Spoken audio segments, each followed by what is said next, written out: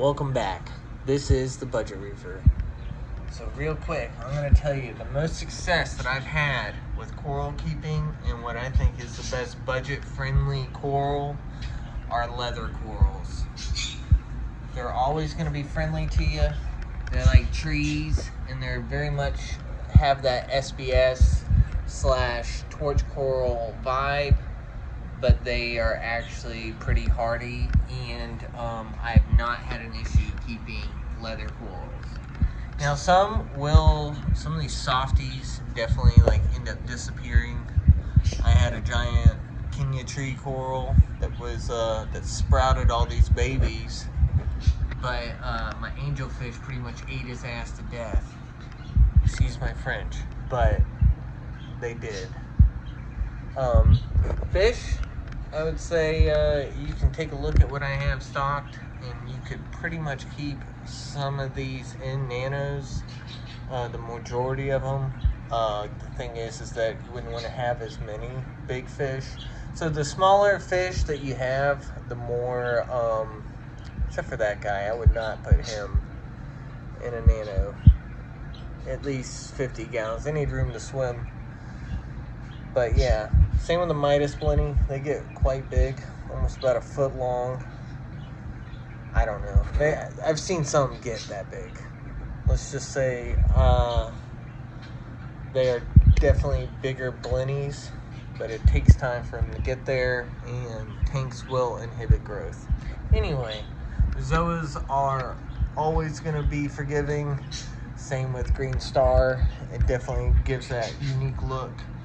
But I just really enjoy leather corals. I just think they are the easiest to keep. Same with mushrooms. But I've had them disappear on me too. So any coral can really die off on you. But I really think leathers are where it's at in a lot of ways. Just because they're not too finicky. At least the ones that I've gotten so far, they all seem to be about the same difficulty, which is not much. And two, they don't have huge light demands like SBS coral. So if you want to get a cool look going in your tank, and you're not wanting to sit there and have to measure a bunch of elements all the time, and you just want to kind of just go off water changes. Now, you can have SBS and do water changes, but you cannot break that regimen. Whereas with leather, you can let it slide for a little while, and they'll take the hit. They do fine with it. They can handle the salinity swings or whatever, the parameter swings with nitrates. If you overfeed, they can handle it. So that's my recommendation to y'all out there. Get leather corals if that's what you're going for, is something that's not too intense but is still cool. Leather corals and mushrooms and zoas and any other soft corals pretty much are where it's at. You'll do well with the acans. Acans are pretty forgiving. You just got to make sure you feed them. That's the biggest thing with acans or stuff like that. Anything that's carnivorous, you just got to make sure it gets fed. Luckily, these anemones do real well. The other downside to anemones is they like to let go and get sucked in the pumps or get pulled into your filtration areas. And yeah, it's unfortunate when that happens, but it will definitely happen to you if you have any kind of an anemone roaming around. And you can't lock them down either, so that's the more annoying part. But right now on the Budget Reef, we are doing really well. LEDs are still kicking butt. I really like my Hippogaro. I really like the Nicro. They're both really well. But the one thing that the Hippogaro has over Nicro is its built-in timer. That one is really nice. It's a really nice feature. When used in conjunction with a plug timer, it's freaking awesome. It's hands-free. You don't really have to mess with it. I have to mess with the Nicro every day. Same sequence of events as always. As it gets closer to evening, I have to set it towards night and all that, which I still don't mind. It's kind of cool. I get kind of a dynamic between the both sides of of the tank. I'll have a night and day side, so it's funny, but I end up changing that one every morning and in the evening. But I thought about just getting 2 Hippogeros and running it with that, just because it would be nice to have everything on the same time.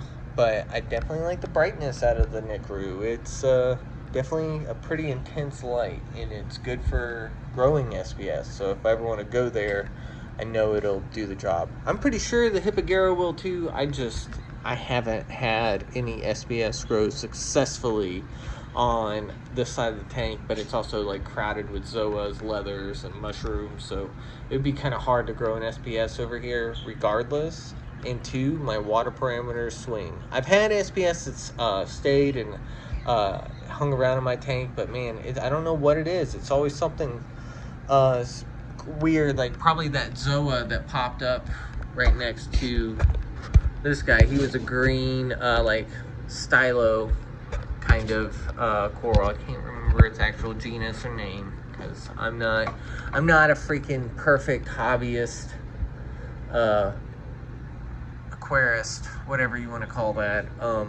I don't know all the scientific names for my coral, needless to say the actual name of the coral. Of course I read it when I'm there and I ask for it, but I have the memory of you know, a fish. I don't remember much, so no, it's weird. I can remember details when it comes to how to keep a saltwater tank, but man, when it comes to keeping SPS, it can be a pain.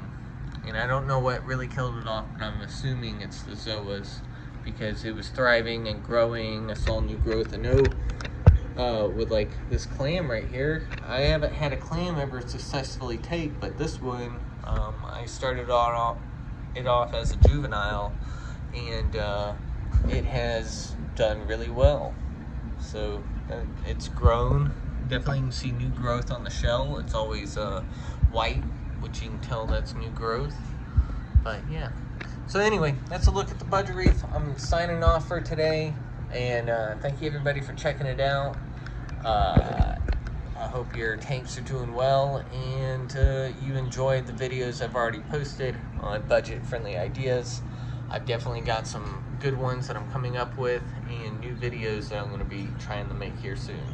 But lo and behold, I have a child and other things going on in life, let alone having to work around all this insanity with COVID. It's definitely been an interesting time. But I do my best with keeping y'all updated. And anyway, happy reefing. Get some fish. Get some awesome hermit crabs. And happy reefing, y'all.